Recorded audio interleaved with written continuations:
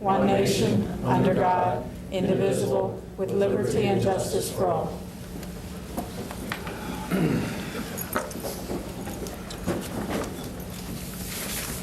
Tonight we have our regularly scheduled work session. The work session is being videotaped for community cable channels. Individuals attending the meeting and intending to speak to the board should be aware that they are being videotaped. In order to meet the requirements of the Pennsylvania Sunshine Law, it is necessary to record the names of all citizens who speak to the board during the meeting. To assure compliance with this requirement, it is essential that those planning to address the board come to the microphone, state their name and address, and sign the Audience of Citizens logbook. Members of the audience are asked to limit their questions and comments to allow time for all those to wish to speak to the board. The board president may ask an individual to yield the microphone to the next speaker.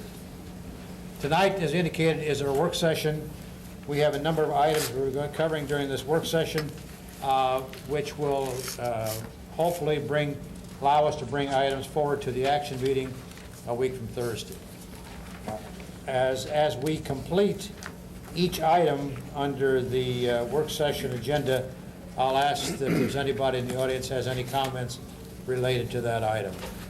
And the first item that we have on the agenda tonight is educational services, and it's a technology update. As you know, North Penn School District a few years back started off on the technology program to bring computers and technology to our schools. We have moved along this plan and have put much technology and many computers into our schools.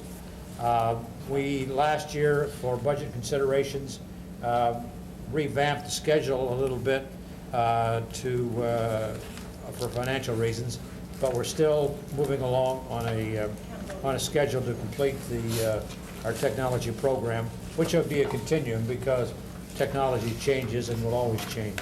So with that, I want to turn it over to the superintendent and tell us what the program is. You just did. Actually, yes, as Mr. Hill said, we're in our fourth year of an original 3-year plan that will be extended into 5 years. We've evaluated the plan every year and moved forward with what we thought we were ready for. So tonight, Mrs. Klein, our manager of technology, will provide an update for us as we've done each of the 3 years so far. So I'll turn it over to Mrs. Klein, and she's going to be using a PowerPoint so we can move around so that we can see them. Is the lights all right? Everybody see? Fine. Do you want me to turn down these front lights? Do that. Good. That's pretty good. It's fine. Hey, can you see the audience? On here? Yeah. Right. While you're getting seated, I know Mr. Hill likes things short and sweet, so I will be brief. I have about 10 minutes to give you an update on our technology plan, how far along we are, and then I have a video that shows technology and how we're using it in the classroom, and then I'll follow up with some questions if you have them for me.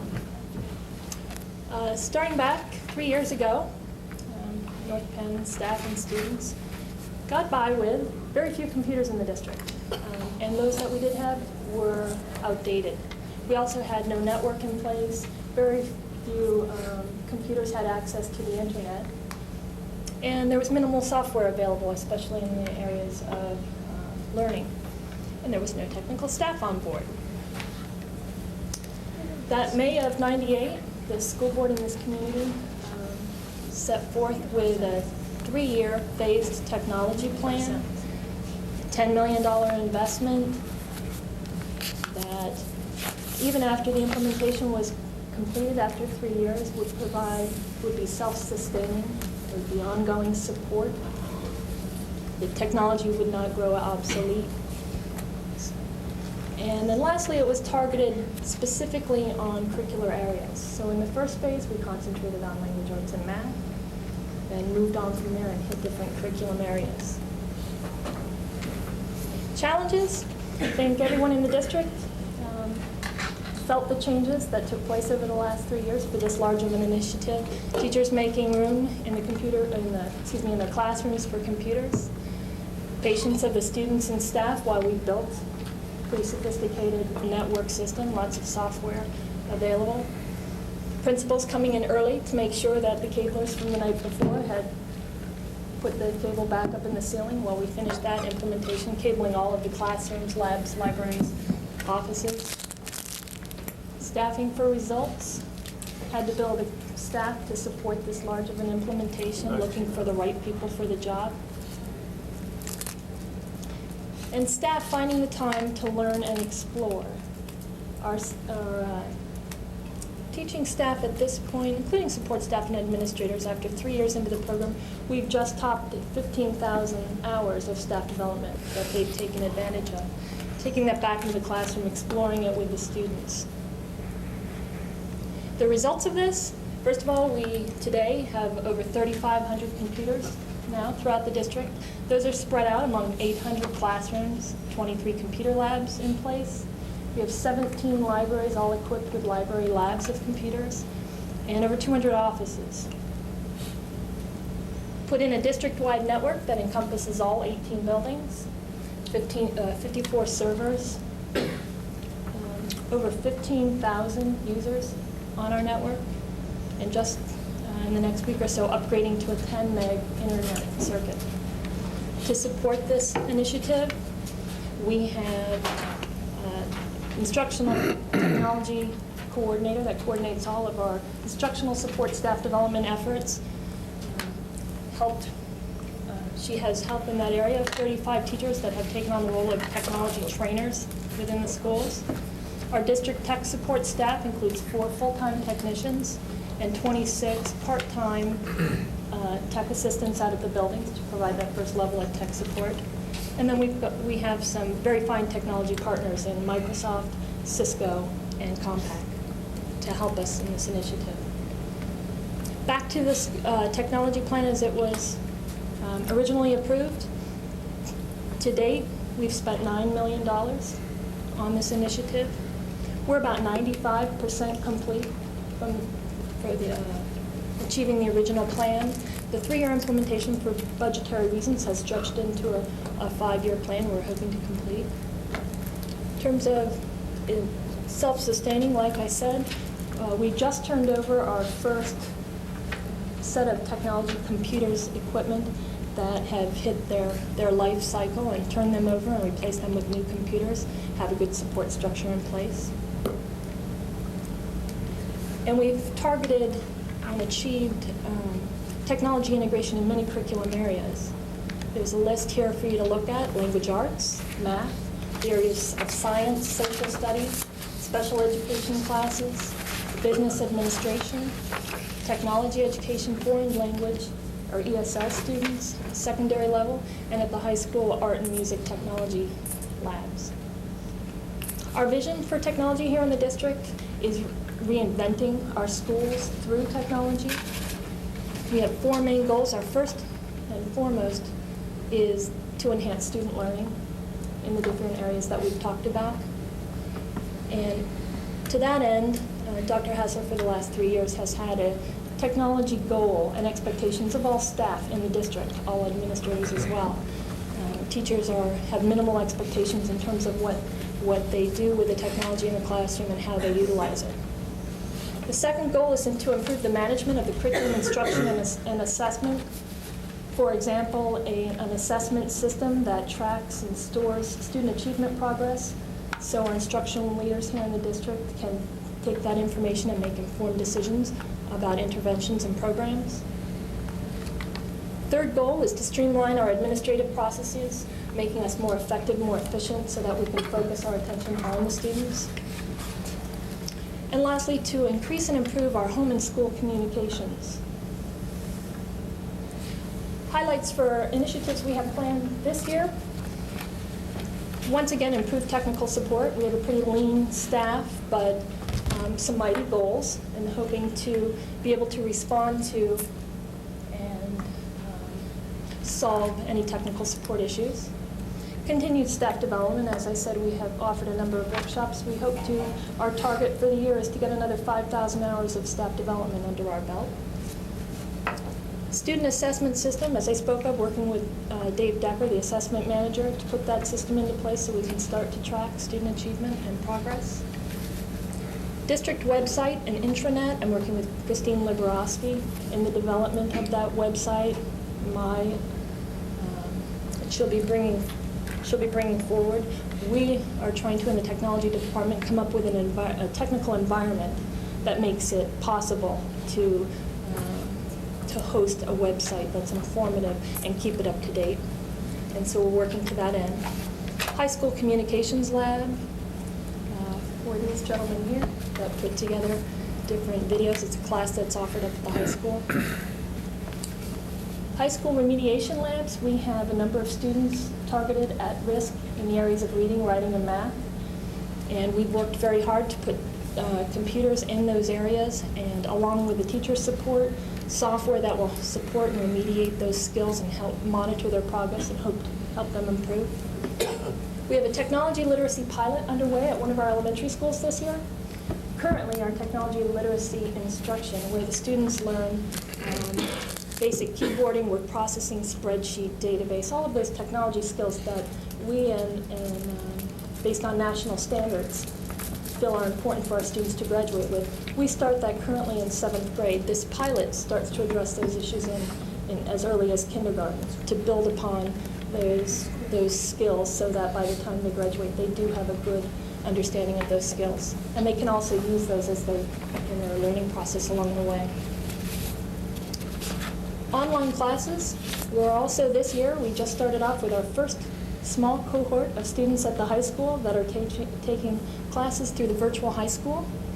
We're working with the Montgomery County IU through a consortium whereby we have 2 teachers in our district, Dan Tumlow and Linda Westerlin, offering online classes to students all over the world. Dan Tumlow is teaching a music technology class. Linda Westerlin is teaching an entrepreneurial and business class. By doing so, it gives us the opportunity for our students to take online classes that wouldn't normally be offered here. So that's exciting. They're making great progress, and I'll have an update for you later on in the year on that. And then lastly, a technology plan evaluation. Since we're nearing the end of completion of this technology plan, I think it's important to get a third party in to assess the plan, collect data, and be able to report back on the strengths in the plan and also those weaknesses that we need to work on and improve upon in the coming years. The plan, the evaluation, we're trying to find the answers to certain questions, 6 different questions. Number 1, is everything in place and working the way we had hoped and the way you all had invested in the plan? Number 2, are support systems working effectively to support the plan? What staff competencies have resulted from our efforts in working with the students? What are the patterns and the extent of use of technology in the classrooms? How is the technology being used in the learning process? And lastly, are there changes in student learning, which is our ultimate goal?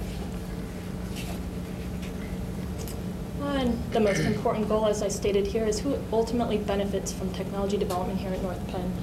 And we're hoping the students, we think so. If anyone was able to attend our Tech Connect showcase, this last slide shows a picture of the Tech Connect showcase back in April. We've done that for the last 2 years, hosted that showcase. Nearly 800 teachers and students come out and show what they've done with technology in the classroom, so it's a great way to see the results of your investment. The next showcase is scheduled for April 17th, so of course I invite you out to see that. Add on to that, I have a video here that Bob Gilmore and their colleagues have worked on last year that kind of gives you more of a feeling of what we're doing with technology in the classrooms and how it's benefiting the students.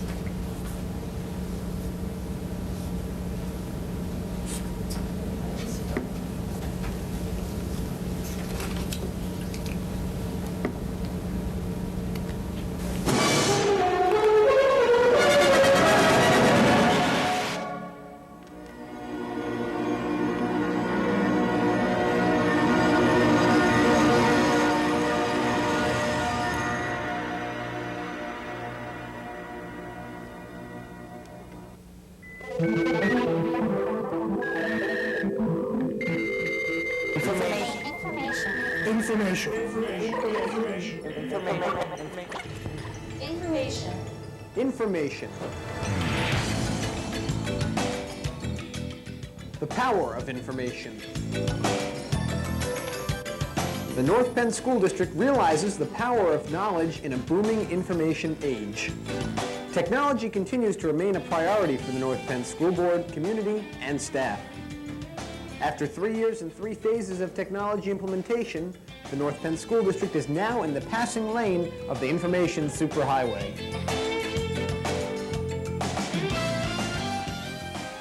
Well, this year we're in phase 3 of our technology adoption, and phase 3 has provided us the opportunity to expand technology to more grade levels, to more subject areas.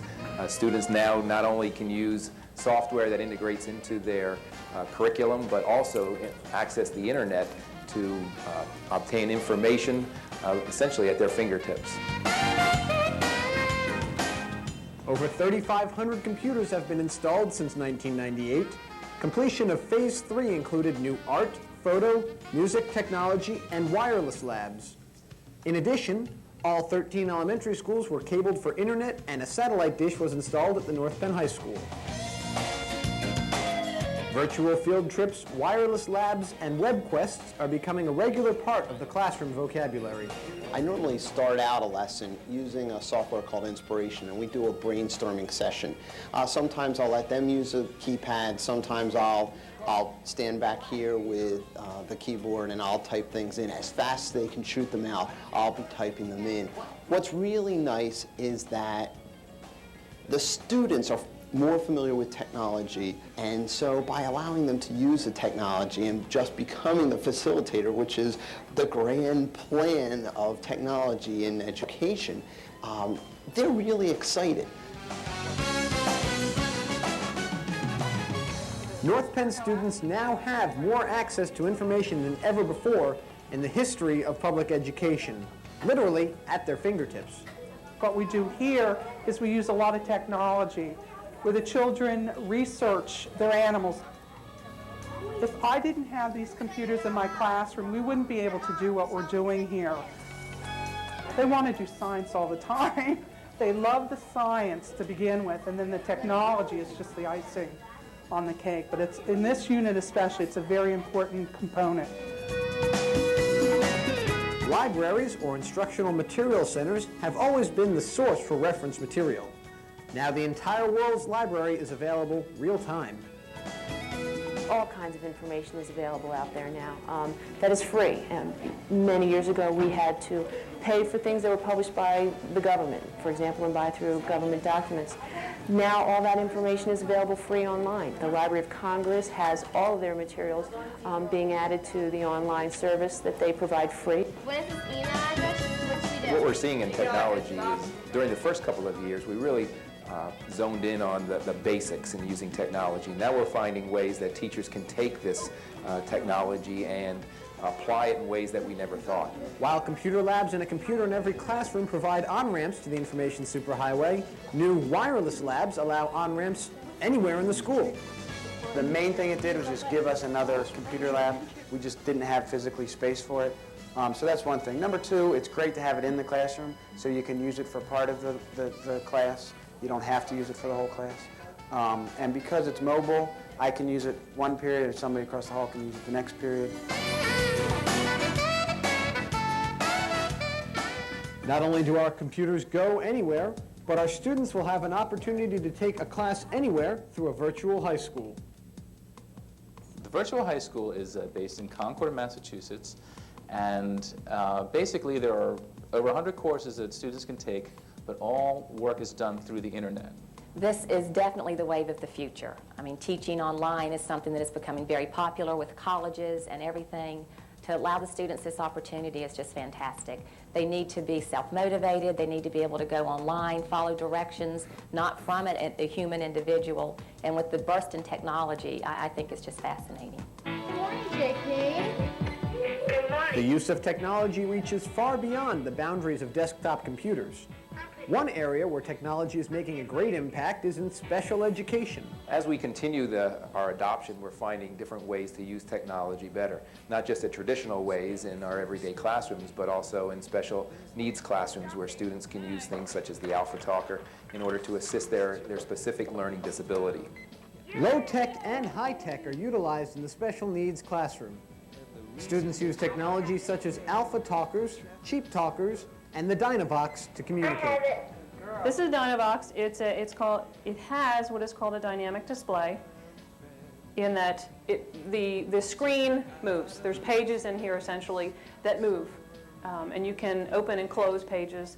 Again, similar to some of the other pieces of the higher tech equipment. The things I see are the things like when a kid can tell you something really special and it means a lot, and they're so excited about it. I use this device to communicate. I cannot speak, but I do have lots to say. This piece of equipment allows him to create what he wants to say. If we didn't have the technology, I don't know if we would know how much he does know. Do you ever worry about anything?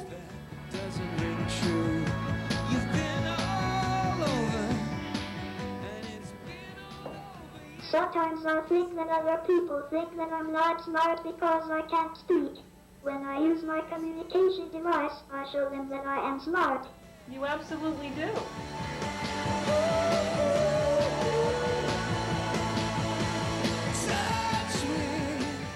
North Penn continues to remain a leader in education, providing faculty and students the resources to access the world outside the traditional classroom walls.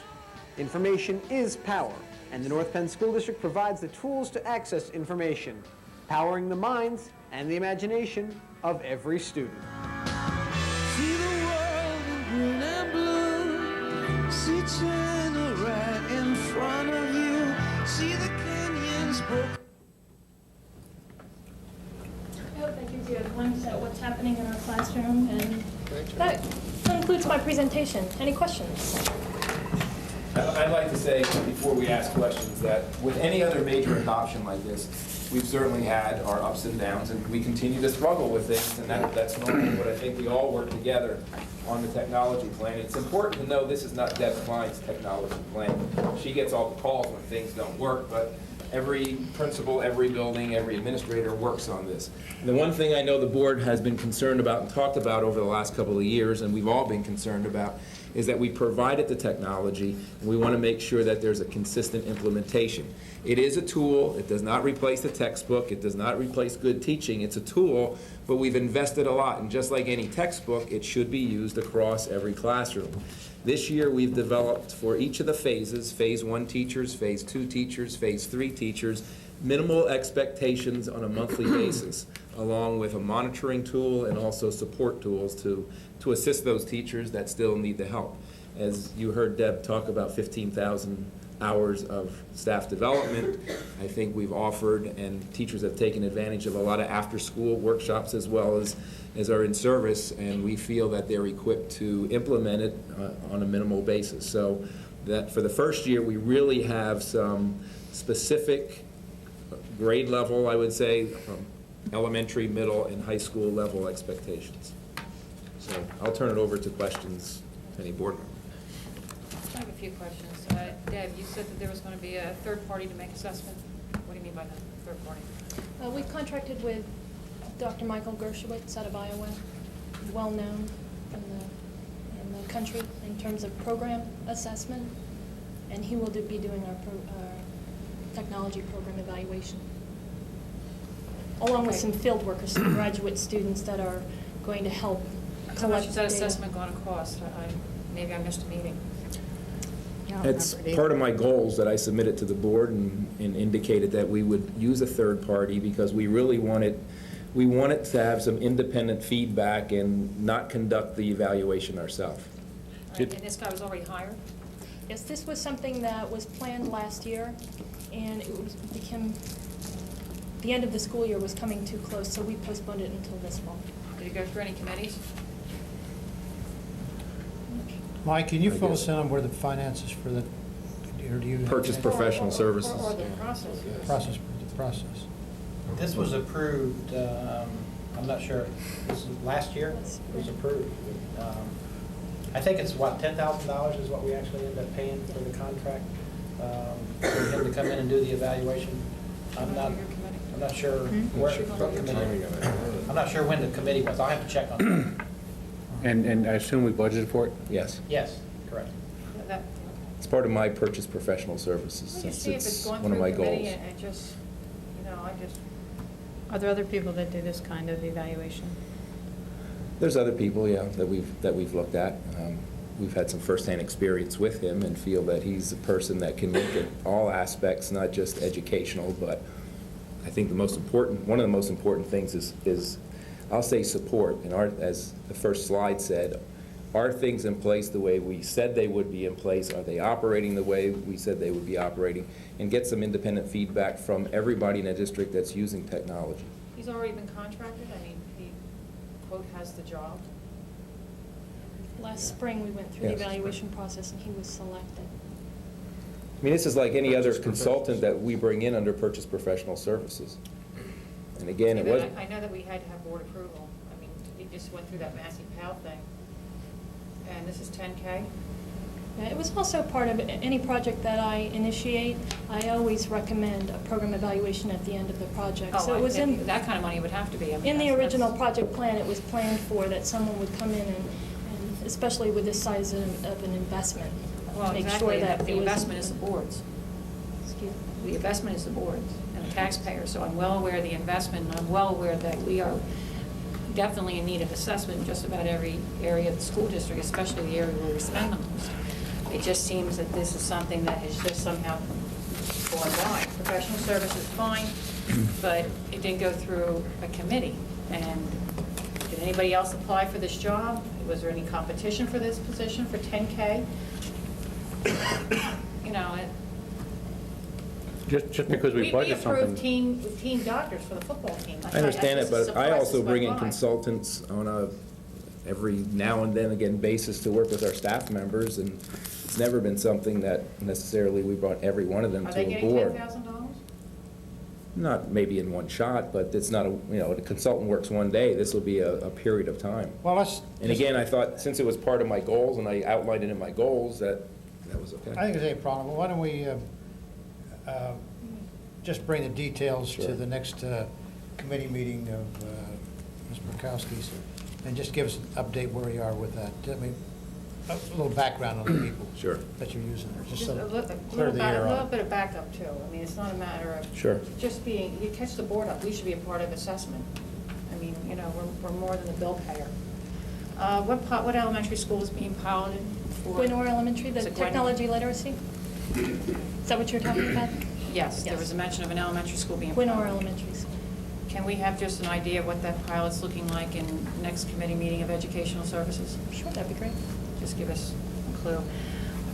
The listing of all the subject areas where technology is included, I didn't see phys ed. Is phys ed on the agenda for integrating technology into phys ed? No, that was part of phase 3 that has been deferred the last 2 years. But it's on the docket for subject area to be. It's still in the plan, yes. Are there any other subject areas in the next phase? Art, music, That was on the board. we only implemented at the high school level. Okay. So the others, art, music, and then HSCS, home economics. Two last questions. There's always been a problem with the computer literacy of teachers, particularly teachers that have been here and were resistant. That we're well aware of have been resistant to computers in their classrooms or integrating technology into the classrooms. What have we done about teachers that are not warmly embracing technology into their lifestyle? Well, we feel that after 15,000 hours of training, that teachers should be ready to implement this. We've done it in a phase, and as I said before, we do have minimal goal expectations for every teacher in every one of the phases this year that will require submission of how much software they're using monthly, which software they're using monthly, and will be tracked by each of the building principals. Every single teacher? Okay, Yes. so nobody gets to use their computer as a plant stand, right? Correct. Thank you. Theft or damages to equipment. With all the computer equipment, everything that we've brought in. I could provide All a this report. product. I Any think theft? the damages, there have been some damages and theft, but it's minimal compared to the investment, but I can provide a report if that would be helpful. Theft? Deb, any problem with theft? That's right. In terms of vandalism or theft, we've had a few cases over the last 3 years, but minimal. That's all I have. Bruce, you have any comments? No, obviously we're stretching the program out, but we're making sure that the money's being well spent, that the staff is coming up to speed as appropriately. We can't jam this down anybody's throat. Certainly the students will take it as fast as we can give it to them, but we need to make sure that the staff is ready. And for that, I'm thankful that we're doing assessments. Certainly feedback from the building principals for accountability. I'd also think that maybe we ought to ask the kids how they're doing with the computers in the classroom. Are they going to give you the same feedback that says, yeah, the teacher is using it in my classroom, I feel like I'm getting enough time on the computers, and so on. I think That'll be that'd part a of good that idea. evaluation Oh, will that'll it? be conducted, Okay. yes. Good. Beyond that, let's just keep going. Technology isn't stopping for anything. Mr. Allen? Nothing that hasn't been said, none. Mr. O'Donnell? Debbie, who are the 15,000 users? Excuse me? Who were the 15,000 Our users? students and our staff. 13,000. Our students? Does that include Hatfield Elementary? Yes. Does? Yeah. Every Okay. student, K through 12. I'll say that with a question mark. So if they get on one time, like once in a while, they're included? Yes. Is that how we count them? When they're registered into the school district, we assign them a Oh, so they may network not user. use them, it's just as long as they're registered. Okay. The first phase, the 3-year lease we had with Compact, that's run out, right? Yes. And We just turned over our first set of equipment. that just turned over. Has that is that before your committee? Donna? Is it technology, is that your committee? No. That It's part under of it Ed wouldn't come Services. through Ed Services. I mean, that's the lease arrangement, the fact that the lease has. Well, I know, completed for once 3 it years. expires, then a decision has to be made. Are we going to extend it? Are we going to buy them ourselves and use them and upgrade our file servers, like I do at work? You can buy chips from $450 to $450 and buy another server at $900 and still keep the same technology. Can we save on taxpayers' dollars? I'm assuming that's going to go before a committee, right? Or has it already been done? It came through our budget already. That was part of Well, budget for technology last year. You budget for it, but it doesn't mean there's an absolute go-ahead just to do it. I mean, that still has to go through a committee, right? Don't you want to be involved in the That's why we decision? have a technology manager to guide us into what we're buying for the district and making the appropriate upgrades. I don't think it's our place to micromanage what power of a PC comes into the classroom, Frank. But what about just spending another $350,000 over the next 3 years? I mean, so suppose those machines are fine, and the file server, you're an IT guy, right? Yep. Such as I am, that you can upgrade your file server and use the same machine. They save the file server, back up on there, right? I think Ms. Klein and I had a conversation that said that not everything in the lease, correct me if I'm wrong here, we didn't turn over everything because you Correct. saw that not everything needed to get replaced, and so you were able to save us a significant amount of money We have by certain- not upgrading Certain everything. pieces of technology have different lifespans, obviously. And when the plan was originally proposed, that was that whole piece of self-sustaining.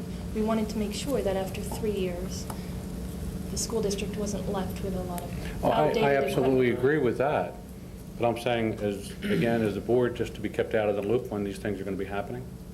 Well, I wouldn't say they were kept out of the loop. I'll go back and we'll go back to the budget process and pull out where we've talked, when we talked about what Okay, technology just costs would be. help me understand. Well, I don't have that in front of me right now, That's so okay. Just help I me. need So to bring if we that approve forward. it, then we shouldn't just be bothered. We should just be worried about new things going forward. Pardon me? If we approve it, we're saying then it's okay to do it? I'm not sure what you're saying. We've I'm saying allocated the during the money. budget process, we talked about all of this. I I need to go back and bring that forward. I to just you, thought it was but supposed I to go don't- through a committee, that's all. I don't think it's set up to go through any committee. It was part of the budgetary process. When we went through the budgetary process, we talked about what we were doing with our Phase 4 implementation, which of those pieces that we were going to defer for budgetary reasons.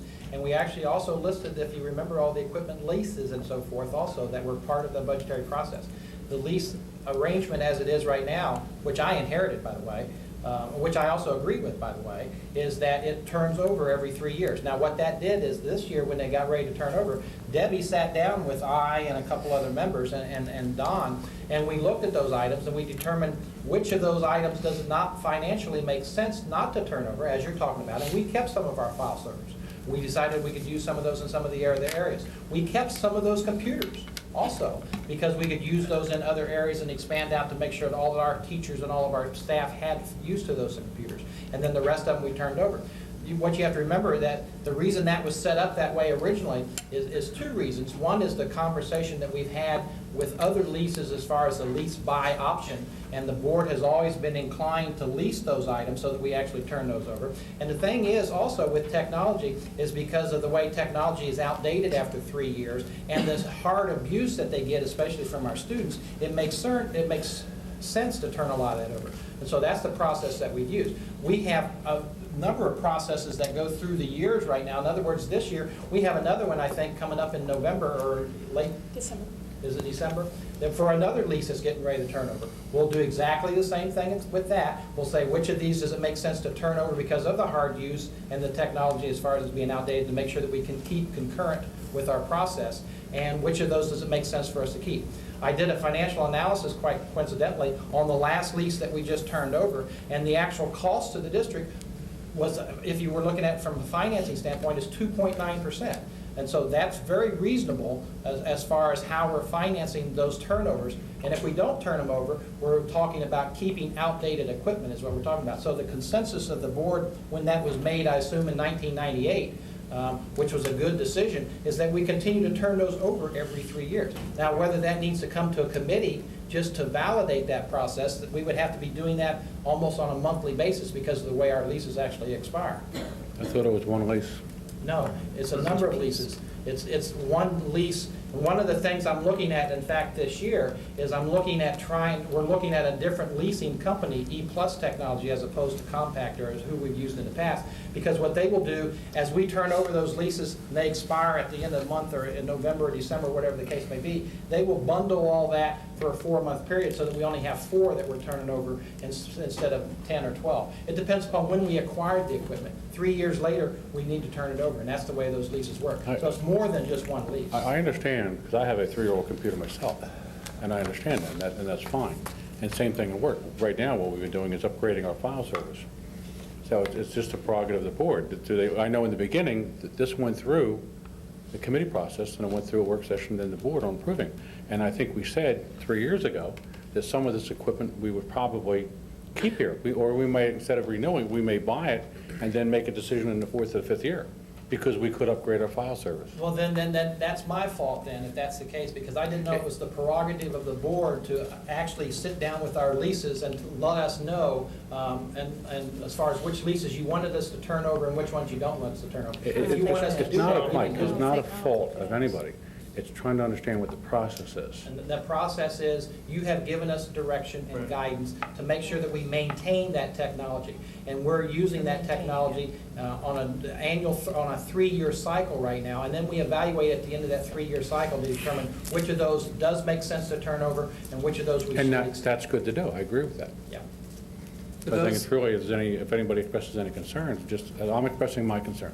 Okay, and that's actually why we have, one of the things that Debbie had indicated was the 54 servers. We're looking at actually, because of the structure that we have, we've concentrated so much and we've come so far in the last 3 years as far as technology in this district, that we've concentrated on the educational and the curriculum piece of that so much that we've kind of neglected a little bit the backbone of that, which is our file servers and our technicians and so forth. If you looked at the slide that she showed you, we have 4 technicians to maintain this network. Okay, that's one of the things we talked about in our budget process last year, and that's one of the things that we're evaluating right now, is that as we now have to maintain this support structure as we go forward and increase the technology. Technology, you know, the good thing about technology and the animal that it is that the more you get, the more you want. The more you feed to the kids, the more that they want, and the more that we have to provide that support. And it continues to tax the district. The more we teach our teachers how to use technology, the more it's going to tax our district as far as being able to provide that support.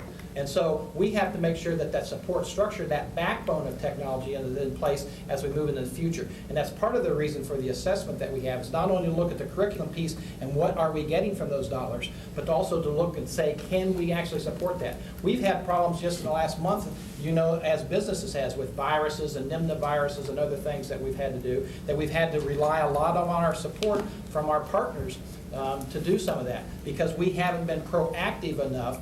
We've been reactionary because of the staff that we have. And so one of the things that we're going to be doing in the next month or so is we're going to be evaluating that staff also to make sure that we have the support structure in place so that we can continue to provide that support. We don't want to have, as we've had, and I don't want, you know, Debbie painted a very good picture as far as where we've been and where we're going in the last 3 years and where we're going in the next future for our iteration. But we've had problems. We've had problems even this year with things, with servers going down, and a whole school, York Avenue, was out of for almost 4 days, for a week. How long were they down? 5 days. 5 days. And that puts a real crimp not only on the structure as far as being able to communicate, but on the kids being able to execute lesson plans and things that teachers are doing. We got to make sure that as we go forward that we continue to build that support structure, and that's what we'll be doing in the next few months. You mentioned the school. Do we have a firewall for all of our servers? Of course. Do we? Oh, yeah. Okay. How often does this upgrade, does this go out to a company or whatever to upgrade to make sure we've got the latest viruses? Our virus protection? Yes. It does that. That's on a nightly basis. Pardon? Nightly basis. We have Trend antivirus software that we utilize here in the school district. And how often does it tap into like Norton or somebody else? I forget the name of the company, Nightly but it my goes- software shoots out every hour. Nightly it goes and picks up the patterns, and then it alerts us if there's a virus attack in place, and it kicks on a virus scanning that's real time, constantly scanning for viruses, constantly downloading from the internet. Is it constant or like, When it triggers an alert. when does it check for the latest We have viruses? it configured that way so that we don't dampen our performance, that it's checking all of the time. So it picks up all new patterns every night.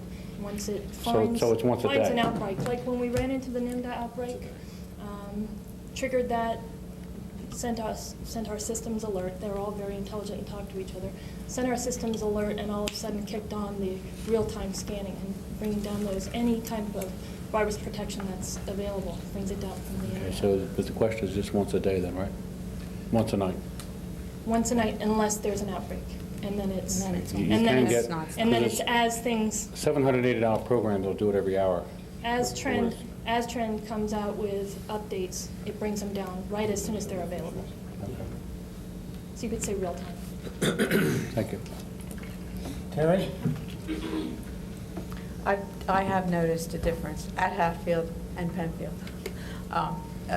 My kids are very much on their own. I haven't typed a paper in a long time, and that is a big plus. So the kids are using it. They're learning it somewhere. So you have a lot of free time. How's Yeah, this? yeah. I asked because Terry doesn't get on. Well, just because she has to stand on the line for being a brat, you know. Now she hasn't stood on the line, but they can't talk in the hallways now. Good. Mr. Schilling? No, I'm just very pleased with the technology program. Not only how its effect on my children, but also the effect of people I talk to in the community. And you know, I just get nothing but good feedback from the program, and I appreciate all the efforts of the administration. There's no question with the board and the administration working together, we've moved technology a long ways in the last 3 years. And one of the big questions I have, and I guess to Debbie and to Mike, is that as we're not that far away from budget time again, which is always a fun period for all of us, is that we had help me here, we had modified the budget last year to slow up our technology program because of costs. Now, as we move... And readiness. You keep saying that. Readiness, You we keep also saying it's all said. related to cost. It was also related to accountability and assessment. That's correct. You know, we spent enough time to, cough up some results. Now, the question I have is that as we move into the next budget, we're probably going to be finishing up the original plan that we had developed for this. but we know that's not the end of technology.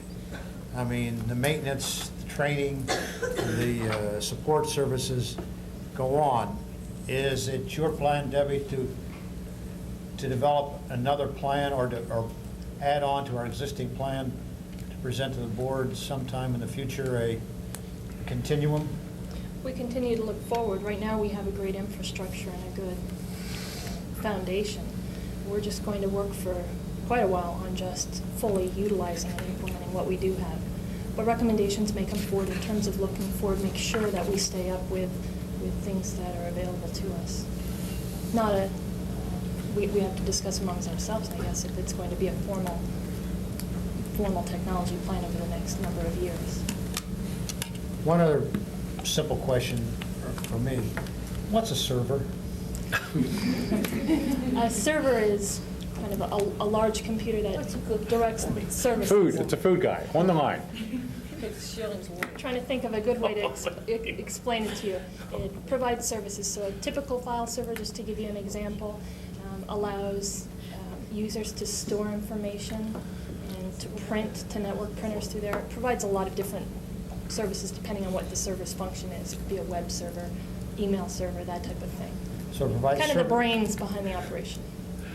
Okay. Which feeds. It's the source of the data that's So the 54 servers feed the 3,500 computers out there. It's a central resource. Think of it as your library.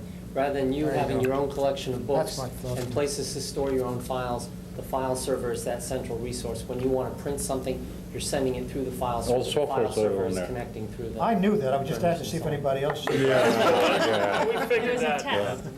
I'd like to add one thing that, as you heard Mike say, that we really emphasized the instructional piece over the first couple of years, and we're going to continue to emphasize that, especially with consistent implementation. Technology is a support service. It supports every department in the district, and for that reason, I've involved Mike more, and Debbie's reporting to Mike in the area of technology on support services. She also works with Don to continue to work on the curriculum side. I felt that we just needed somebody with more technology background than Don and I on the technical part of this to make sure that we're providing the support and having things that run. So, not anyone that has any more curriculum knowledge than Don. He's the expert in that area. So, Don. Would anyone in the audience have any Don, comments? Don, wait, just, Debbie, just don't take away. I have some questions about the kids and they're doing it. Don't ever think I don't recognize what's been done. I do recognize what's been done. I see that. I walk around. I see it there. Just sometimes not all the kids, everybody's led to believe everybody's using it, but just not all the time the kids, teachers, whatever, find time to use them. That's not your concern. I know you're at a different level, and I understand what you're trying to do, and I commend you for that. Don't misunderstand my comments, okay? Bruce, you had your hand up. Yeah, just one other point I wanted Mr. Frist to try and clarify for us. When we said we're not turning over everything on the lease, I think the public needs to understand, when we say we're not turning it over on the lease, does that mean we are buying out certain pieces of it? That's correct. Thank you. That's correct. Okay. Is there anyone in the audience that have questions related to technology? Seeing none, let's move along. Thank you. Thanks, Deb. Thank you, Debbie. Yeah. Communication, relations, policy, and intergovernmental affairs. Christine, sir. Christine, you want to come up there and grab a chair up here at the table? Put you under the gun? By the way, Christine, you were at one of those computers I saw real fast. Yeah, so. Yeah, I did. You were the second one in there, We saw keying it. away. Training. You look like you weren't paying attention to the That was our camera. budget training last year, I think. And we are having our first budget session with cabinet this Thursday. I'm sorry. Already? Okay, communications update. We have, Donna, you want to take that over? Yeah, we'll make it really simple. We'll let Christine do it. She's doing a fine job. Okay. Christine, why don't you bring everybody up to speed on the communications update and based on the meeting, the work session, committee meeting that we had last month. Sure. Through the Community Relations Committee, I was asked to develop or redesign our district newsletter, North Penn Matters, and I'm here to update the entire board on how this is proceeding and what our plans are. What I'm going to do is I have a mock-up of a newsletter. The newsletter will be on newspaper print this as soon as you touch it, you'll see is not newspaper print. It's what a printer does to mock something up. So if you want to just take a look at this, they're mock stories. It looks like Greek, but it's basically the design of the newsletter. You'll see that every school is represented, the school board is represented, and the district is represented. Basically, I'll be working with the schools to produce this newsletter. The schools will still have their own individual newsletters, but working with them, we'll develop the articles for the district newsletter. The newsletter would go to all of the community residents. So that's about 43,000 homes in this district. I've got costs that are ranging in printing from about $2,700 to about $3,000, and postage, similar range, which is bringing our per piece down to 13 and 14 cents a piece. This is very similar in costs to the previous North Penn Matters, except with this newsletter, with the design, with the format, we can get much more information in it. It's a much larger newsletter. And because of the size of the newsletter, it would be difficult to put out as many times as the previous newsletter. What I would like to do is to start it 2 times a year and see how that goes, with possibly a special edition of it being an annual report this year, which you'll see a second on our agenda.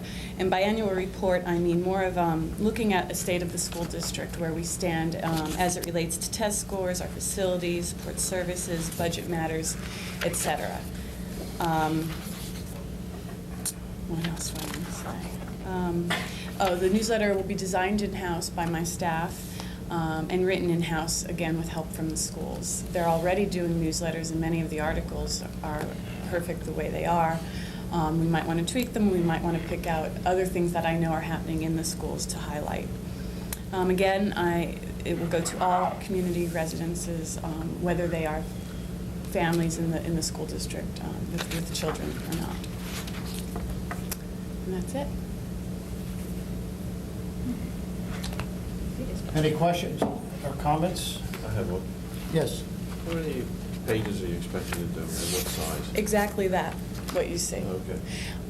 It's size 2. When you're working with newspaper print, it's sometimes a little bit smaller, sometimes a little bit bigger. They kind of give you the ends of the paper, but what you're looking at is it, except newspaper print. Is the local firm going to print it? I've asked about 6 different firms, and 3 of them have come back with quotes. They're capable. Not all printers can do newspaper print, and I did, Terry, contact the one that you had suggested at the last meeting. Did he respond? Yes, and they are capable, so. Reasonable? Reasonable, but not the lowest, so. Thank you. Contacted them. Any other board comments on the suggestion? Bob, you look fuzzy. A long night. You gotta get it. Christine, can you tell us where, I know we're talking about the newsletter in particular here, and you mentioned the performance report might be a special piece. Are you prepared at this time to give us any kind of update on the web? We will be bringing it forward as a discussion item at the Community Relations Committee meeting at the end of the month.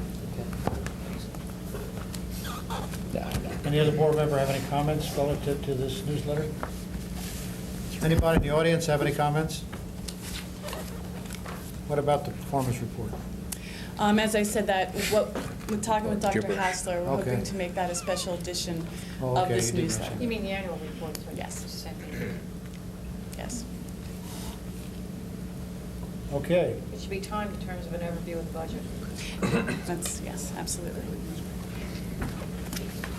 That's it for community relations. That's it for community relations. Christine got off easy. Yeah, well, we get along. We get along. We have an understanding. It's nice visiting. He doesn't do one run. Thank you, Christine. Christine, don't run off. I just want to see you for a second. I'll catch up with you in a few minutes. Support services. Mr. Schilling, you want to bring up where we are on this? Or? I'll just hand it over to my friend here, Mr. Strobel. Thank you. Back in August, we sent out requests for proposals, requests for qualifications and experience from several vendors. They could provide construction management services for us. Of the 6 that were sent out, 4 were returned. We interviewed those 4, checked the references, and made a recommendation for F.W. Altimos Associates. Frank Altimos is an individual, he's a clerk of the works. He's had 30 years construction experience, had good references. He is the cheapest as well. So my recommendation is to appoint Altimos Associates. First of all, it didn't go through the committee. I believe the chairman suggested, because it didn't pass the committee, the chairman suggested it come before the work session so we could discuss it here. Well, in all reality, it's not a matter if it had passed through committee. We felt that it should come before the full board because a certain individual had questions regarding it. So I don't want to portray to the public that it was, it just there was some concerns about it. And if you want to address your concerns, Frank, I felt that was, you could do it before the full board, so. Well, I do. I have some you concerns. do that. First of all, the committee was asked, it was supposed to come before a work session tonight, not a recommendation. And as yet, the full board hasn't received for a work session. You have yet to receive all the information. So I'm not sure how Mrs. Perkowski or Mrs. Mingle, who are not on the committee, or Mr. Gordon, not on the committee, could even make that decision. I got it. You got it. Now, all the information on the floor? I don't know if it was all, but I got a lot. We got the information No. that came back from the quote. No, hold on your board packet on the 21st, you only got 2 of the 4. I instructed Mr. Strobel that since the consensus of the committee was down to 2 candidates and 2 firms, that rather than giving all 4 pieces of information out, to just go ahead and let the board have those 2 packets for those 2. Okay. It's fine. You have to remember that you get what you pay for. Whoever's hired, right now this guy's unemployed, my understanding is no work. But whoever you hire is at no risk to document. All he's going to do is just document the failures that go over there. If he's only over there 2 hours a day, the rest, once that work is done, you're not going to be able to see it. If there's anything wrong, we're going to all pay the price, everybody, taxpayers, everybody. I did, and my numbers are not false, what I consider a comparison. And 3 of the companies recommend saying it's going to take at least a year. Yet the guy being recommended saying, no, it's going to take half that time. Or you want to spend $56,000, spend $56,000, but you're going to get what you pay for. You're just going to go in and document this. My own personal concern is this is what my company does. We are a construction management firm. We go out. We're on the job. We have a similar type job, only about $500,000 more. We have 2 superintendents down there. We have a contract manager who puts half his time in, and a project manager full-time. And yet this guy's only proposing 2 hours a day when we put in 24 hours a day combined on that. My feelings are that who's ever hired should be able to use a software package called Expedition. Now, is anybody familiar with Expedition? It's like a graphing package. I know the 3 other companies have it. I don't know if the one being recommended does not have it, or any similar type program, because we need to know if this thing is going to fall behind. I don't think anybody on this board wants any project we're doing to fall behind. Unfortunately, we've experienced a few of those. Like these modulars. I mean, things happen. Anyway, I did a financial comparison, and as far as I'm concerned, Mr. Altimos is the highest, and some other company called URS, I have no idea. In my estimation, would be the one because they have 38 schools referenced. 38. Mr. Altimos only has 2. That's a significant difference. The managed construction value, the most Mr. Altimos has done is $2.5 million. The URS here is $2 billion. $2 billion. These guys are experienced at it. I don't know any of these. And by the way, I do want to ask, but does Mr. Altomos have any connections with anybody on North Penn School District? Does anybody know that? No? No? No? Okay, the answer is no. I just think that, at least I would go with somebody who's much more experienced. Right now, it's my understanding, he has no other jobs and he's unemployed. I think you ran a D&B on, nothing came back on his Dun & Bradstreet. Correct. So he has no assets, nothing reported on the Dun & Bradstreet. Correct. But the other firm, at least the one that you ran, did have something, and I think you said. Yeah, but Frank, if we did, let's slow down here. Mike, I'm talking. What happens if you did that to And Artwood? he had a credit rating of 5, I think you said was the best? Correct. Okay. What would happen if you did that to Art Wood? Art Wood did a I'm not fantastic talking job. about Art Well, Wood, I'm I'm saying that's talking about what we intended to do in the beginning. As a I'm talking committee, we about met, we wanted to get an the financial individual like Art comparison. Wood, and Art couldn't do it. So this guy who meets the certain criteria as Art did, and, you know, look, we could go with any of these 4 companies, Frank. I just think you're beating this guy over the head for no reason. I mean, It's not my intent to beat anybody over the well, I head. don't get it. I don't understand. I mean, I don't care who they pick off of here, and you keep hounding on this guy for some odd reason. Not on I him just at don't all. get it. That's not true, John. Well, what's your gripe with this guy? I mean, to me, I My compare concern him to is, Art. my concern is, there's 38, this That means URS nothing, company Frank. has 38 schools under its belt. That doesn't mean anything. The guy's is a smaller operation. Jeez, I rest my case. Doesn't mean anything. It doesn't. All right, we have Building's a building. I mean, come on, Frank. an opinion that we're down to 2, I guess, of the contractors. There's 2 project managers that we want to proceed with, or want to select from. Obviously, we're not voting here tonight. This is a work session. But we have an action meeting coming up in 2 weeks. Next week. Next Thursday. Next Thursday. Depends how you count. And that we should make a selection at that time who this contract manager, project manager should be to keep us on schedule. Is that correct, Mr. Fist? Yes. So we can do this 2 ways, giving the board some suggestions. We can put a motion on the board, before the board, to vote on one of these 2 and vote yes or no, or we can leave it still open and put the motion on the agenda and select who that person or that contractor, project manager will be on our action meeting night, and just fill the name in that night and have the board discuss it that night and come to a resolution. Yeah, but I don't think it should go to, my point is, I mean, let's, other people who are at the committee, let them discuss their views. I mean, I want to hear, that's what we're here for. I think you're making a mountain out of a molehill here. That's my opinion. I respect Frank's opinion. Well, let's go around the board. But that's my opinion. Ms. Mengel, you had a comment? I can't even remember who I emailed, but I did have a question of, well, we'll take all 4 names here. I did have a question, a matter of personnel question, and a matter of past or potential or current litigation question with one party here on the list. And I don't believe I heard back from anybody, and I don't even know who I emailed it to. I'll double check in the morning. I don't have it here. I think you emailed me, and I don't know if you emailed John or not, but the answer was negative. There is no litigation or anything with any of those 4 candidates. And there was a question of a past relationship. There was in terms some- of a blood relationship. There was a blood relationship, that's correct. That's the same person.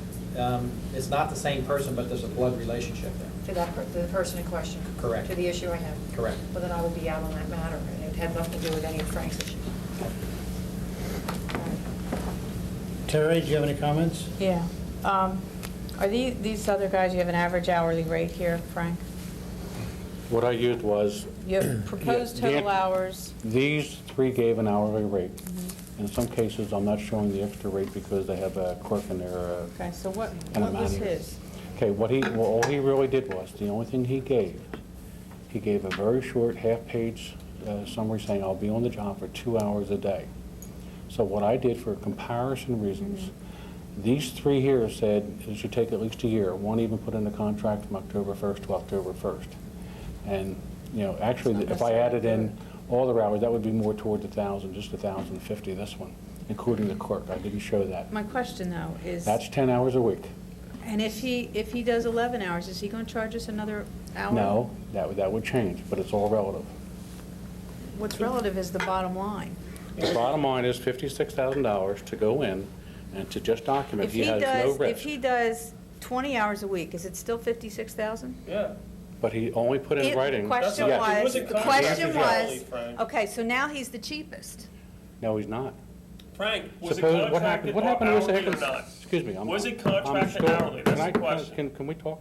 I don't know. What happened to Worcester High School when they took him to court? Did Took he who to not court? say, Worcester High School took the contractor to court? Any one of these? And did he not say? Any one of these? I don't know. Okay. And did he not say, here's what I said my minimum was going to be? That's correct. Keep that in mind. And the man performed his job, and Worcester Higgins School District had to pay off their retainage. That is a dishonest comparison, what we're doing here. And the one that says October to October, now we're stuck paying a premium to get him done by the end of October, or the premium beyond October. We have a premium to pay. Without looking at the contract, I'm sure he's got it in there. So there's pros and cons on having those kinds of parameters.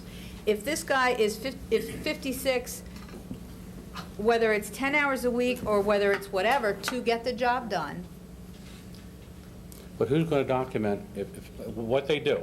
Frank, And we all got, and hourly job. two schools versus If you want to 38. rebid the job per hour, we'll do that, okay? You know what? You guys got your turn to fight. No, I didn't. Okay, I get it. I'm having a conversation, and it's being discussed. Terry. I give up. Was I done? No, I said, Terry, I would say let you talk. Why don't you, if you gotta, why don't you ask Mike, maybe we can Maybe I can help get the clarify. two out in the middle. In the proposal that we put out, or in the request that we put out, we asked for a not-to-exceed figure. Okay. Mr. Altamos's figure was a flat figure. He didn't give us a not-to-exceed, he gave us the bottom firm line. fixed. The bottom line. And he said 2 hours a day. His not to exceed is Is a 56.5. not to exceed. If they go over the number 2 of hours a day. if they go over the number of hours that they specified in their proposal, they will bill us. And we will have to come back here for approval. Yes. Okay. So it's not, it's not capped. No, it's not capped. Now, see, he's verbally said that. He didn't put that part in writing. I took everything from what I saw in writing. Frank, you're making a mountain of a molehill. I've never seen, that's Please don't ridiculous. attack me personally. Let's stick to the I'm not subject. attacking you personally. Let's I'm telling stick to this. facts. Let's stick to the contract. That's your concoction of what you believe is a fact. We didn't contract it per It's a- hour. We it's a- contracted the it's a- job. I understand what you concoction guys now. are. Terry, I mean, that's a fact. It's a concoction now. John, Frank, settle down. Terry, where are you at on this? You got any more questions? A couple more comments. Well, go ahead. 2 schools versus 38 schools. It's buildings, right? Whether in September they house They're all kids or different whether. school districts, various sizes. But I mean, you gotta start somewhere, so he's done 2. Now he's going for 3, right? Yeah. Okay. You gotta start somewhere, and being out of work is not necessarily a bad thing. It happens to the best of us. That's right. Mr. Gordon. Mrs. Magel? Huh? Just somebody settle She- one she was question for done. me, is Art Wood absolutely out of the mix? Yes. Maybe Yes. he was just being nice to me, but I saw him at the football game, and something about, we asked for certain insurances that he couldn't come through with, or, I don't know. Something to do with insurances and Social Security, you know Art. Social Security. He had to toss out Because he knew it would take 2 hours and a half. He is concerned about his liability and would want to purchase insurance and wasn't sure whether he wanted to do that at this stage in his life. Okay. There was nothing in the proposal that required a certain amount of insurance. Well, he started out with, I would love to, but, well, you know, when you hear somebody say they would love to, you go with your hat in your hand and see what you can do with that. I'll say this, Art is very much enjoying his retirement, and I think his family would like him to stay home with them as much as he can. I beg to differ. I think Barb's about had it, ready for Art to go get another job. I was just wondering if anybody else tested the waters. I think she volunteered him for free, didn't she? Yeah. Just take him for. With all that Forget the experience, liability too. insurance, I don't need it, right? Bruce? I don't have any problem with the 2 names that were presented to us, and of those 2 names, the name that's on our recommendation here, Mr. Althamos, is fine with me. To say that he's going to be on site for 2 hours, to say that it's a fixed price, that sounds fine. His job will be to watch over the work, and in the 2 hours he spends there, he's to be watching over the work. This is what a contract's for. If we need something that we need him to agree to, it better be in the contract, and the numbers still should match. The spreadsheet that Mr. O'Donnell's presenting, I don't know where all these numbers come from, and from the contract. Certainly, Mr. Frist is good with numbers too, and I'll take the numbers that are on the bids and not try and work out hourly costs that weren't on contracts. So the spreadsheet doesn't do much for me, Mr. O'Donnell. I think we should go ahead. Would you like to see the contract? I think we should go ahead with the recommendation and the paperwork that we were presented, and let's get the Oak Park job started. Would you like to see the contract? I don't need to see the But contract. that's where the numbers came from. Mr. Allen. Thank you. I guess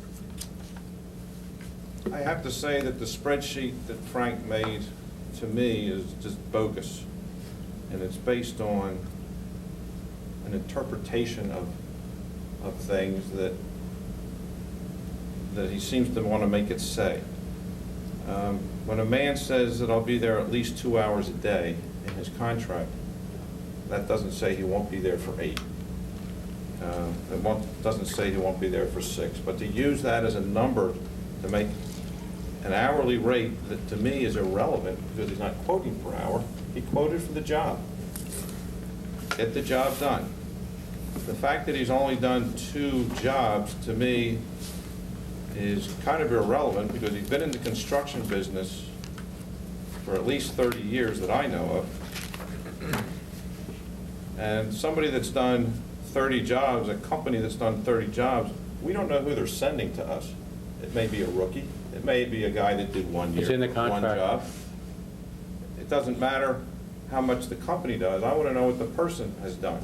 As far as the 2 jobs he's done, Mr. Strobel called these people and they were highly satisfied with his work. The man lives local, he knows the business, he's the cheapest for the job, and he wants to build his reputation and he's not going to screw up.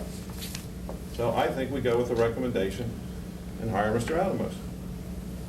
And in the essence for total disclosure, I did work for his company about 5 years ago for him.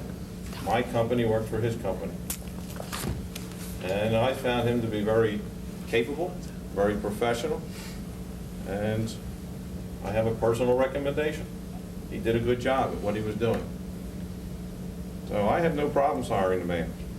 I think we're going to be very satisfied. Thank you. I think we've... Wait a minute, Bill, my concerns had nothing to do with you at all. I just want you to know that.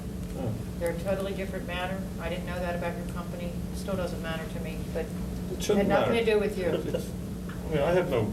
All right, well, I'm just I'm not saying, making money my from this. comments are about the personnel, and it wasn't directed at you Okay. because of the relationships that I was questioning Michael on. It was not an inference on you at all. Okay, All right. Mr. Hill, Mr. Olmos called me yesterday and asked if he could come in and speak with me today. I didn't get an opportunity to speak with him, but he brought a letter to my office that's dated last week, and he was aware of the concerns about the cost. And his letter does say to me, I will spend the amount of time required on-site and off-site to satisfactorily complete the addition renovation project. And he's also taken on an associate in the time since he submitted the proposal, who was a former facilities director in Chester County School District and has equal construction background.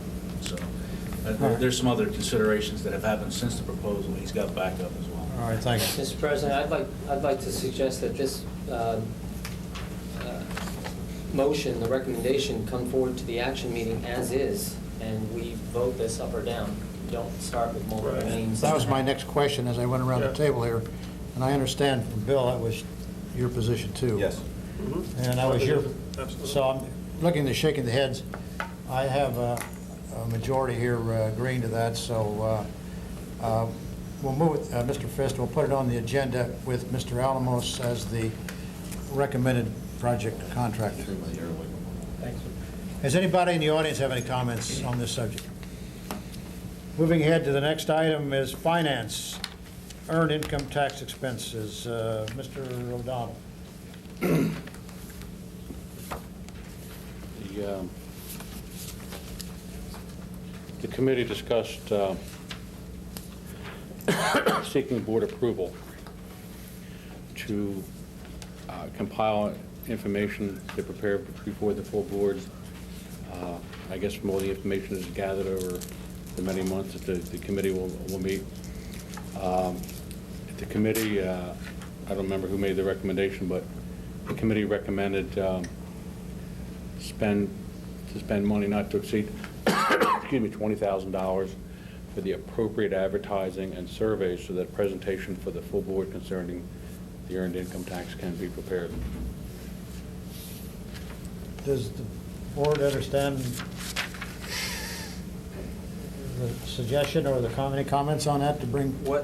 I guess my comment would be, what are we expecting to get for this? Are we going to get background on things like where the funds would come from, what the effect on various tax-paying groups would be, Yeah. you know, the background and so on? As much information as we can get. I don't think this board should be denied, and I think, I'm sorry, not I, the committee had decided that this board should not be denied all the information that is available, because this is as we know, it's a very serious issue. Before this board even considers an earned income tax, the committee felt that every member here deserves all the information possibly available. Is the $20,000 buying us more information than the committee already has available to it? I think, Mike, isn't there some information that we can buy or we have to buy or something like that? Or did you say it wasn't worth it? I don't remember. Well, that there was information that we talked about from the state was not worth it.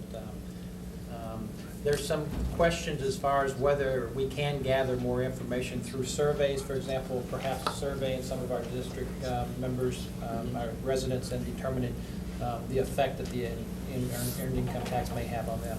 So the purpose, the committee's purpose was not to be hampered by a lack of funds, but if it was determined by the committee that they needed to do those type of things and those type of surveys, that there was funds available to do so. Doesn't mean that there is nobody in mind to run out, to my knowledge, that nobody was mentioned, discussed, or anybody to run out, oh, do this for us. Right, but survey seeking what kind of question? I know Montgomery Township did a survey saying, you know, would you be interested in earned income tax if it lowered? I guess the committee would have to discuss that. Come to a committee and we'll start discussing those questions. Next Monday. Have Hmm? fun on that committee, aren't you? Aren't you glad you're there? I already missed a meeting. I'm glad you're there. You're supposed to tell me about it. I did tell the secretary to tell you. He didn't make it. So a question. Yes, Mr. Allen. Comment to her. One of the things that we always do, and it seems like everybody does when they're considering an earned income tax, is they go to the people who collect taxes to get financial information. Oh, exactly. And to me, there's a value to that, but there's also a self-interest on their part for us to enact the tax. Because right now, they're making nothing from North Penn, and we enact a tax, one of those groups is going to make a lot of money collecting the tax. So I'd like to get some information, if we can, from somebody that has nothing to gain by us implementing a tax. Now, I can't sit here and tell you who it is, but I would like the committee to look into finding somebody that can give us objective analysis of revenues from an earned income tax, not a tax Mike has collecting done agency. a significant amount of research on to your very point. Mike? To address that briefly, because this was the discussion, it took us about an hour and a half at our last earned income tax committee meeting to go over that. Right. But basically, what we determined is that as we looked at the data that we could collect from, there are basically two tax collectors in the area that we can, Berkheimer and Syntax, and Central Tax, that do that type of work. And so we went to both of those to collect that information. And it was comparable among themselves, so that gives us a good base also. We also went to surrounding districts, Wissahickon and Sollerton and some of the other districts as far as what they do, Norristown as far as what they do, and how that data compared from when they did the analysis with those taxing authorities and what it actually came to, so that we could get some type of a confidence level. And then to go a step further, we actually went to the PEL, Pennsylvania Economy League, and asked them how they would go about doing the same thing. And their assistant director basically told me that what we would do is we would go to the tax collectors because they're the experts in the field. And when you look at the data that they do provide us, while, yes, it's obviously in their interest for them to become the supporter for us and to administer that program, it's really hard data because they're collecting. If you look in our municipalities, they already collect for 5 of our 7 municipalities here, so they already have that data. And so all they're doing is gathering that data to give us what the effects would be as far as what those revenue streams and projections would be. One of the points I made to the committee was, that's data that we have, that's data that everyone uses. We have surrounding districts who can give us a confidence level of as far as how accurate that data is. I'm not so sure we need to go out and do a survey, what a survey would add to that. But the reason for this resolution or recommendation is so that if we find a need to do additional surveys or additional type of advertising or anything, that we do have those funds available. Is this to earmark the funds or to add? This is to earmark the funds. This is not to spend them. This is just simply to earmark the funds. If, in fact, that was going to happen, at least the committee would know we have money available, and then as with any other recommendation, the committee would bring that forward to actually spend those funds. Well, when we were sitting around, I guess, doing the budget, 6 months ago, this never came up. So where would this come from? This money would actually have to come out of either our budgetary reserve, or we'd have to fund that out of another revenue stream. When was the committee formed? When was it? I'm not sure we formed the committee then. When did it start? A few months ago? All right, I hear from the consensus of the board is that we put that on the agenda. All right. But I think everybody needs to hear that Michael said he's not so sure it's necessary.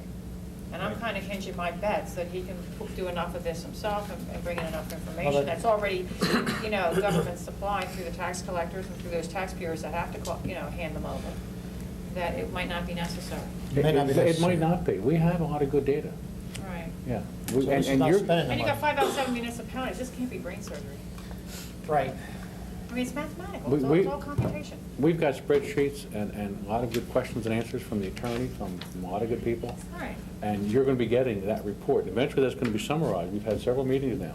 You will be getting that. We're going to reformat that into a report. Should there be a need for a survey, that will also be included. So you can have every question you'd ever dream of probably already been asked. Well, I hope the administration sees fit to include us in on who we hire for the surveyist of such a survey should that time come, so that we can make sure it's nobody's third cousin. Or fourth. Fourth. Okay. Anybody in the audience have any comments on this funding? Next and last item. The North Montco wants us to approve with other school districts a lease purchase agreement. Mr. Christ, will you fill us in on that? What that is about? Yeah. Or Mr. Gordon? You want it or me? We just had a meeting the other night, so I can give you a brief update. This contract is to be approved by all the sending school districts to the North Montco Technical Career Center. The company, North Montco has contracted, or would like to formally contract with Invensys Building Systems to upgrade the facilities and energy and implement a guaranteed energy savings program. Basically, the work is already done. We need to sign a contract to pay them. But they have guaranteed that through the implementation of new lighting systems, new energy monitoring systems at the building, that they can guarantee North Montco a set amount of savings per year, which will pay for the leasing, purchasing of the equipment that they've put in. A guaranteed flat rate savings to North Montco for a certain price. That's what this contract is. The risk, as Dr. Irwin was reiterating to the Joint Operating Committee last night, all the risk is actually on Invensys. It's not on any of the sending school districts with regards to this contract. Invensys has put all the materials in. Their estimated energy savings is $54,000 a year by doing this. For instance, room lighting will be turned down, air conditioning will be turned down when buildings are when certain rooms are programmed to be non-occupied during the day or in the evening, start shutting systems down in an automated fashion, and thus saving the building large amounts of utility costs and savings by changing out old appliances and fixtures and so on. And so all the districts, in essence, save because the budgetary cost for energy will, in essence, be frozen over the next few years and not increase by having entered into a contract with this company. This is something they've already contracted for. Right. We Now they're already asking. contracted, we need to formally accept the So contract. the sending districts have to vote on it. Yes. But you So- said they already did the work? Actually, they already went ahead and did the work. That's why, as Dr. Irwin said, the risk is on them. They've already put everything in place, we're already seeing Who let energy them in to savings. do that? You know, Michael's in charge of the fort. I mean, who let them in to do it? The Joint Operating Yeah, Committee we voted to go ahead Okay. with this contract, and the only thing that's been holding this contract up was some, I think I had it here. I don't have it. There was some comment from our board solicitor at the JOC meeting that there were some small items in the contract that ended up needing to get discussed among solicitors, and that's all that held this contract up. So the work got done, and we're waiting on the actual paperwork to sign. So why would, you know, it all sounds fine and good. It's Yeah. not Great that issue. savings. And I know how the Yeah. North Monco works. I was there 8 years. Why are we being put in a position to be a rubber stamp? Doesn't that force people like me to say no just to prove a point? Yes, Because I'm not a rubber definitely. stamp. I'm no sucker. Definitely. All the No one's districts, casting my vote for me. all the districts have to sign off on it. Well, That's part of the. I don't have to do anything. That's part Well- of, right, but that's part of the charter of the VOTEC. Right. Yeah, but we're not supposed to operate that way. In terms of good faith, taxpayer interest, et cetera. That shouldn't have happened.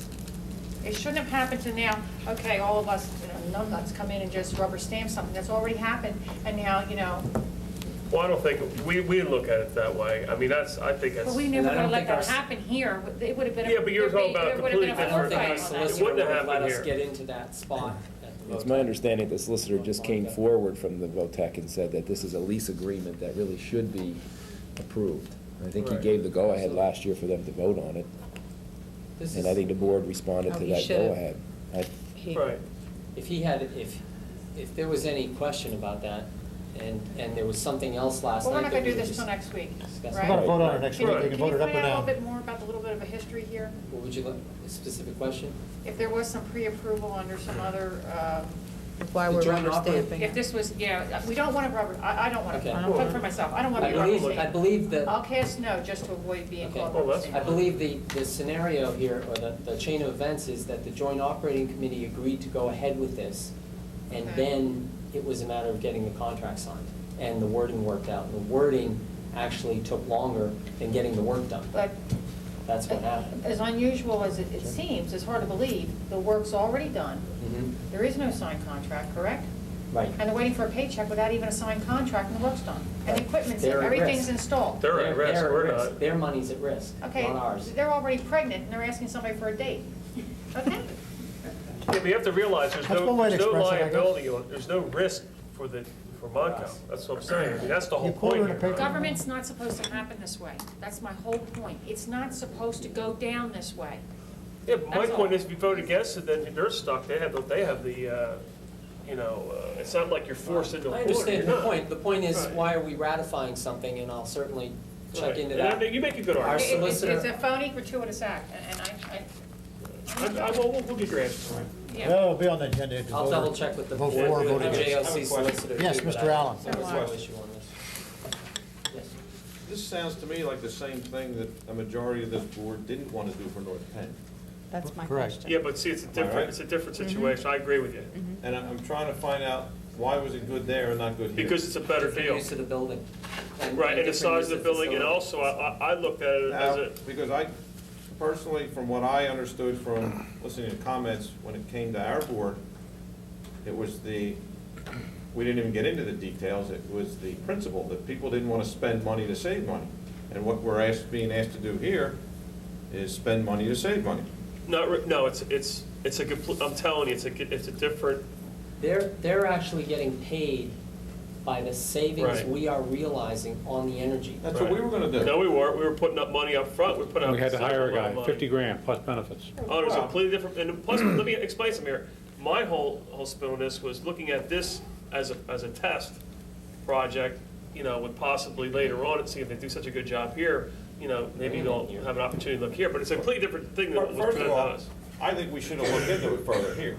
So I'm not, I mean, I'm telling you, I agree with I'm not you. arguing against it, but when I'm just my telling you, concern Bill. is, if you vote for that, you didn't want it here, why do you want it? Because it's a completely different plan. Did they change Was the it a different proposal? company, two different Yeah, companies? different company, different plan. I mean, don't you think it was different from the other one? Yeah. I mean, completely different. And rather than go into specific And details, I would just say. Bruce, talk how many about buildings are Berwick. you talking about? One building? Excuse Yeah. me? How many buildings are you talking about? Yeah, but that wasn't just the issue. And we have 17. Yeah, but that wasn't just the issue. The issue was the way it was set up. There was many issues. You spend money to save And money. No, but I'm telling you, Bill, it was a I think completely it's a good different. idea, I'm gonna vote for it. Right, and I know that, but I know what you're thinking, and I thought the same thing until I saw their presentation.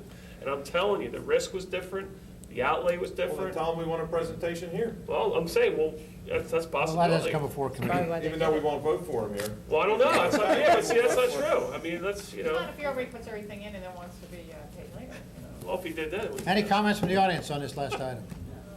Any other, No, move the. motion adjourned? Whoa, before you bang your gavel. What? What? Hold on. Community Relations, 1B. Did we do that? Yes. Yes. Annual report. That was her special That was Christine newsletter. using a fuzzy word. Performance. I know. She said she's doing 2 plus. I will not possibly be a here special at the next action meeting. Never Mrs. mind. Mengel John, will be taking over. we have some paperwork. Yeah, I got it, There you thank go. you. Sure.